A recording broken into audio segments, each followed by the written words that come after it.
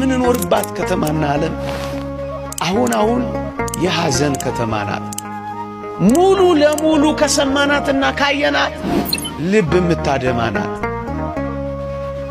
እንደ ሰው የሰው ነገር የሚገባን ስለ ሰው ግድ የሚሰጠን ከሆነ ምን ነው በሄርኩ የምታሰኝ ሐዘን የበዛባት ዋይታ የበዛባት ለቅሶ የበዛባት ግፍ የበዛባት ጭካኔ የበዛባት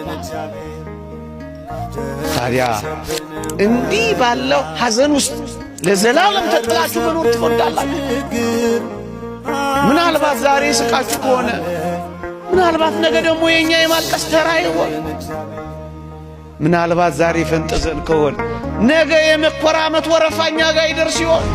አንተ እንደነሱ እነሱ እንዳንተ አንድ ቀን ቦታ መቀያየር ወረፋው ይደርስ ይሆን?